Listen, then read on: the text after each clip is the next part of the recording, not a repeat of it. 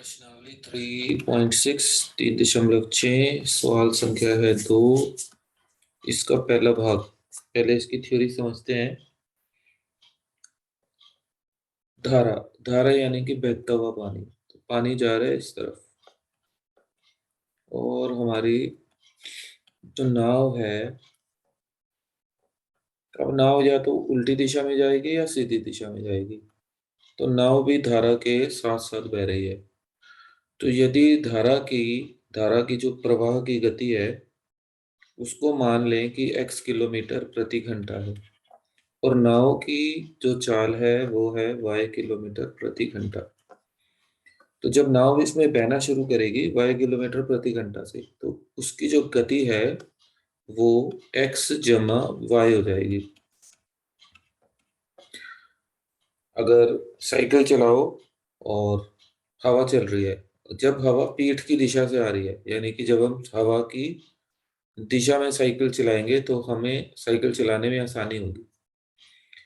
अब यही वाली नाव यदि उल्टी दिशा में चल दे तो इसकी जो गति है वो कम हो जाएगी। कितनी कम हो जाएगी? x माइनस वाई किलोमीटर प्रति घंटा। अब ये कंसेप्ट है जो इसमें याद रखना है।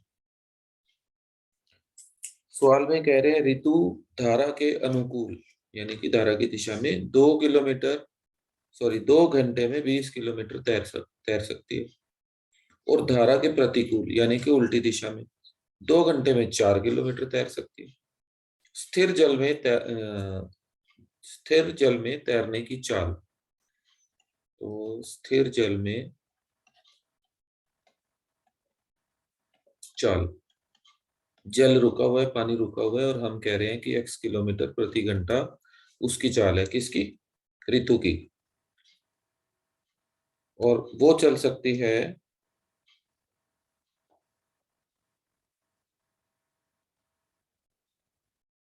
धारा की चाल भी माननी पड़ेगी। धारा की चाल y किलोमीटर प्रति घंटा। तो अभी अनुकूल दिशा में मानो, धारा के अनुकूल ऋतु की चाल। जब अनुकूल जिस दिशा में पानी बह रहा है उसी दिशा में यदि ऋतु तैरेगी तो x जमा y किलोमीटर प्रति घंटा हो जाएगा। और वो कह रहे हैं कि 2 घंटे में 20 किलोमीटर चल सकती है। तो समय दिया हुआ है 2 घंटे और दूरी दी हुई है 20 किलोमीटर। चाल तुम्हें पता है, तो दूरी का सूत्र, दूरी बराबर चाल गुना समय। ये दो ही तरह के भाग हो गया। 20/2 बराबर x जमा वाई। तो x जमा वाई बराबर आ गया 10। समीकरण 1 बन गई।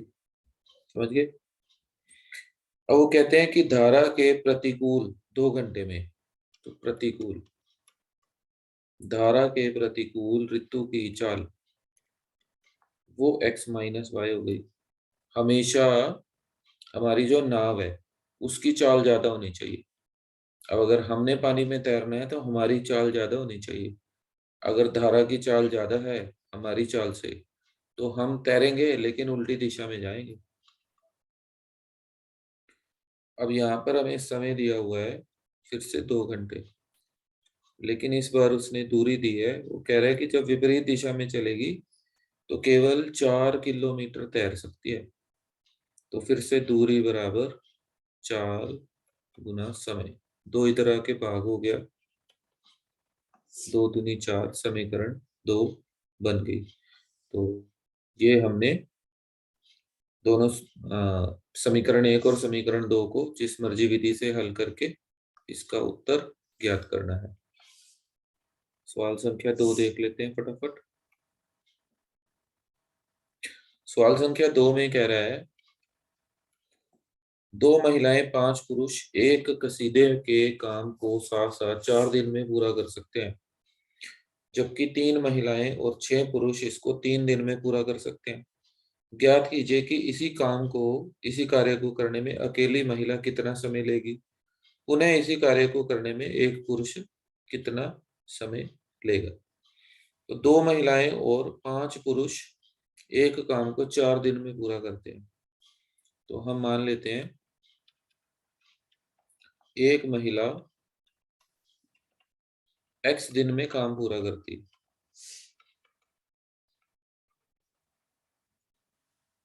पूरा कार्य पूरा करती है, वो x दिन में काम पूरा कर देती है। और एक पुरुष y दिन में कार्य पूरा करता है। यहाँ पे अब करता लिखना, करता है। ठीक है। अब वो कह रहा है 2 महिलाएं और 5 पुरुष उस काम को 4 दिन में पूरा कर देते हैं। तो जब भी कार्य वाला सवाल आएगा तो तुम्हें एक दिन का कार्य निकालना है। ठीक है। एक महिला का एक दिन का कार्य। तो देखो, काम है एक, महिला x दिन में उस कार्य को पूरा कर देती है। जैसे मान लो तुम्हें 100 सवाल दिए करने के लिए और 10 दिन है तुम्हारे पास, तो कैसे करोगे? तुम 10 दिन में 100 सवाल करने हैं, तो एक दिन में 10 सवाल करोगे। एक दिन में कितने करोगे? 10। और 10 क्या होता है? 10 होता है 100/10। ठीक है। तो 100 क्या है? 100 सवाल थे, यानी कि ये एक कार्य है। तो एक कार्य कितने दिन में हुआ? एक दिन में कितना काम हुआ? 1/10। 100 क्या है? वो तो एक कार्य है। ठीक है। तो 1/10 कार्य पूरा हुआ हमारा एक दिन में। एक दिन में कम काम होगा, कम के लिए भाग करना है। तो यदि एक महिला x दिन में कार्य को पूरा करती है तो एक दिन का कार्य हुआ 1/x, और एक पुरुष का एक दिन का कार्य हुआ 1/y।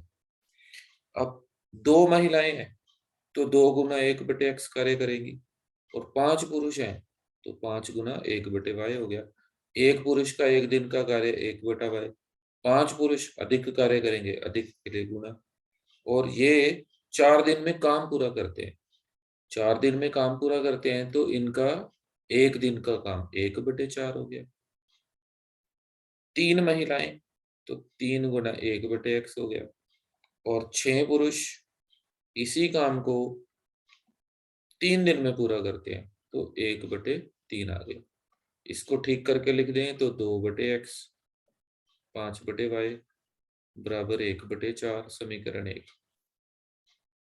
इसको ठीक से लिखें तो 3/x जमा 6/y बराबर 1/3, समीकरण बन गई 2। अब इसको हल कर लो। माना 1/x बराबर p और 1/y बराबर q। अपने आप हल करके x और y का मान ज्ञात करना है।